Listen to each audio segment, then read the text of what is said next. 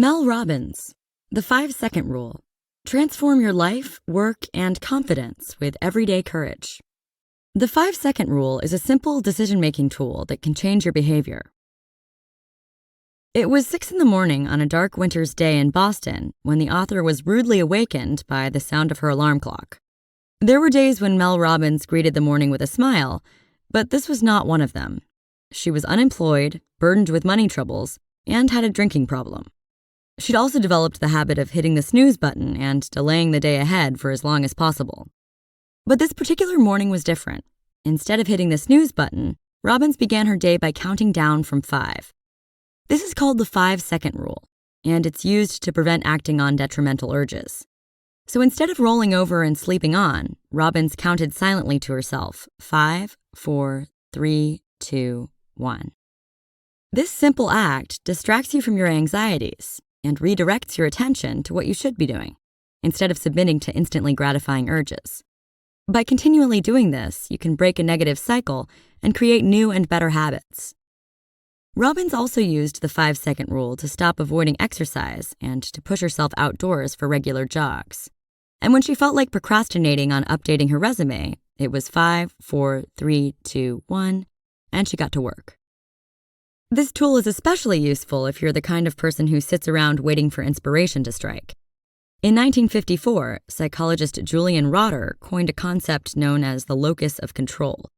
It explains the feeling people perceive of outside forces controlling their lives, and that those who feel more in control tend to be more productive. We're often told to keep an eye out for opportunities and to take them when they appear. But the better advice is to assert control over your own destiny and create opportunities for yourself. Robin calls this the power of the push, and the 5-second rule might just be the push you need. The 5-second rule can unlock your inner courageous side. On a cold December night in 1955, Rosa Parks was sitting on a city bus and refused to stand up and give her seat to a white man. This relatively small act of defiance was nevertheless a historic moment of great courage in the fight for civil rights, and it showed us that it doesn't necessarily take grand gestures to spark significant change. This is the same kind of philosophy that makes the 5-second rule effective. Counting backward from 5 isn't a dramatic lifestyle change, but it can push you toward being a more courageous person. The actions of Rosa Parks led to another small decision that would change the course of history. 4 days after Parks was arrested, people began to organize a boycott of segregated buses, and they wanted a 26-year-old preacher to be the voice of their protest. This preacher would later write, "It happened so quickly that I did not have time to think it through. It is probable that if I had, I would have declined the nomination." That preacher's name was Martin Luther King Jr. Parks and King didn't consider themselves courageous people in their everyday lives, so their instincts weren't to fight against injustice. Yet that's what they did. They both encountered a moment when their instincts collided with their beliefs and goals, and they felt the power of the push.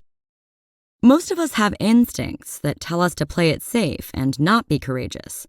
But the 5-second rule can give us just enough time to move in the direction that can open us up to life's opportunities. Each day presents a chance to move toward greatness or stick with a safe and mundane routine. If you want to live an exceptional life, you'll have to make the choice of taking 5 seconds to push yourself out of your comfort zone. There's no reason to see the great people throughout history as any different than yourself. Rosa Parks was a shy and introverted woman, and Dr. King struggled with self-doubt. They just pushed past these fears. And you can too. Stop waiting for the right time and start pursuing your dreams now. If you want to change the perception your coworkers have of you, all you need to do is raise your hand during a meeting and speak your mind.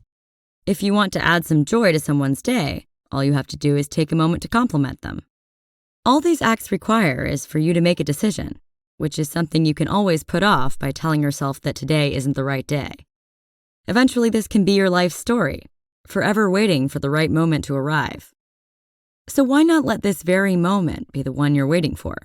Let the 5-second rule be the tool that allows you to make the choices you've always wanted to make. No one dreams of being a person who didn't do anything, but we tend to wait for the right time even though our perfect scenario may never arrive. According to a recent survey, 85% of professional service employees are keeping feedback from their managers because it isn't the right time. Even the most talented among us need a push to get on the right track. Steve Wozniak, co-founder of Apple, was plagued with uncertainty after he and Steve Jobs were offered funding to start their own business in 1977. Wozniak wanted to hold off for a while and worried about quitting his day job until his friends convinced him to take the leap. Wozniak certainly reaped the rewards the world has to offer to those who stop playing the waiting game.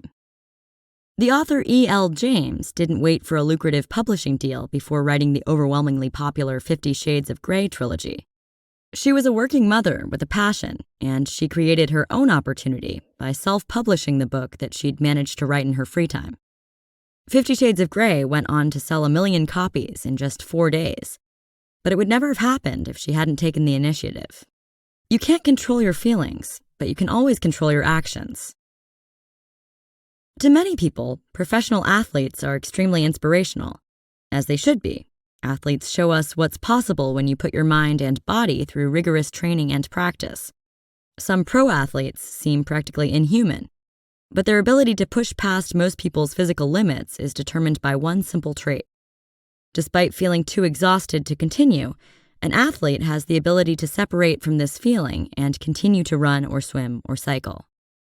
Athletes know that feelings are only suggestions, and sometimes it's best to ignore those suggestions, especially when you're trying to reach a goal. This is a good lesson to take to heart, since most of us base our decisions on feelings rather than goal-oriented logic.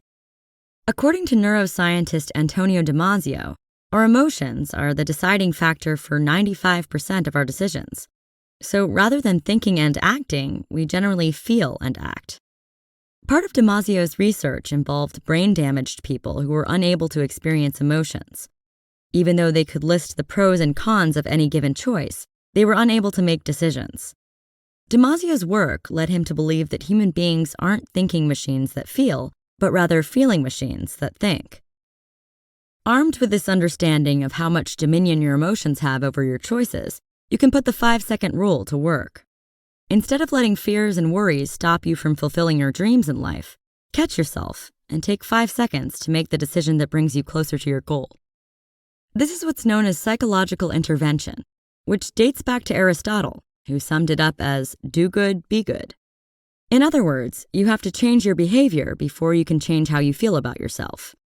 The 5-second rule is such a useful tool because it's focused on doing just that. It changes your behavior and provides you with the courage to overcome the psychological obstacles that stand in your way. The 5-second rule is a useful weapon in the battle against procrastination. There's an irony to modern technology like smartphones and tablets. They were designed to make us more productive, yet they often end up distracting us, and they've exponentially increased our ability to procrastinate.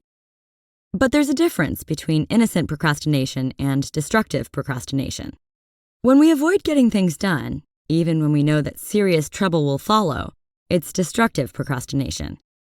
Experts used to think of all procrastination as being the result of bad time management and a lack of willpower or proper self-discipline. But it's now understood that procrastination isn't just laziness, but also a side effect of how we deal with stress.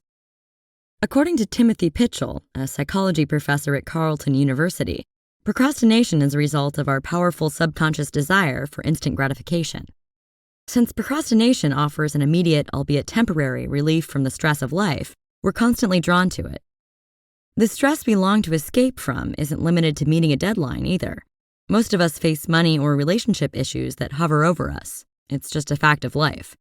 So putting life on pause to shop for a new pair of shoes is just a way of easing the pressure, just for a little bit. To overcome the temptation of procrastination, use the 5-second rule. Let it be your new, healthier habit. Since the best way to complete a task is to just get started, as Dr. Pitchell puts it, you'll want to start the 5-second rule the moment you start to sense the urge to procrastinate or do something else. Once you begin to use it for this purpose, you'll immediately begin improving your locus of control. After all, procrastination is just another way of giving up control. So instead, start the countdown and reassert control over your life. Don't regret all that time spent worrying. Redirect those emotions and start feeling grateful. There's no big mystery to why we're all so prone to worrying. As children, most of us were constantly being taught to worry by over-concerned parents telling us to be careful and put on a coat or you'll catch a cold. As a result, we've become adults who spend far too much time worrying about things that are beyond our control. And the fact is, we'll likely come to regret all this time spent sweating the small stuff. Dr. Carl Pillemer is a Cornell University professor who has spent over 10 years discussing the meaning of life with more than 1,200 senior citizens. Through these conversations, one thing has become clear. Most senior citizens believe they've wasted too much time worrying. Life is far too precious a thing to spend living in fear and anxiety. So before you regret another minute, use the 5-second rule to take control and live life to its fullest. Pay attention to your mood, and when you feel your mind begin to give itself over to worry, take 5 seconds to peacefully count down from 5 so you can reassert control. As soon as you reach 1, ask yourself these 2 questions. What am I grateful for in this moment? And what do I want to remember? Answering these questions will help you shift your focus away from the worry and onto the more uplifting and positive aspects of life. Remember, there are truly important and precious parts of life, such as your relationships and the things you're working on. So use the 5-second rule to remind yourself of the big picture. In any given moment, there are bound to be more things to be grateful for than to be anxious about. The key message in this book is that nothing is set in stone. Your habits, mindset, and personality traits are flexible and subject to change. Once you realize this, your life can start changing for the better. To help facilitate this change, use the 5-second rule, a simple tool that can help you adjust your default reactions by counting down from 5. By changing the way we make decisions, this relatively small act can add up to redefine who you are, how you feel, and what you do with your life. Here's some advice you can take action on. Reframe your anxiety as excitement. Next time you're feeling nervous about something, such as a job interview or speaking publicly, don't tell yourself to calm down. Instead, say, I'm excited. Anxiety is a state of physiological arousal, and you can flip it around to make it positive instead of letting the fear pull you in. When you tell yourself that you're excited, it provides a valid positive alternative that allows you to stay in control.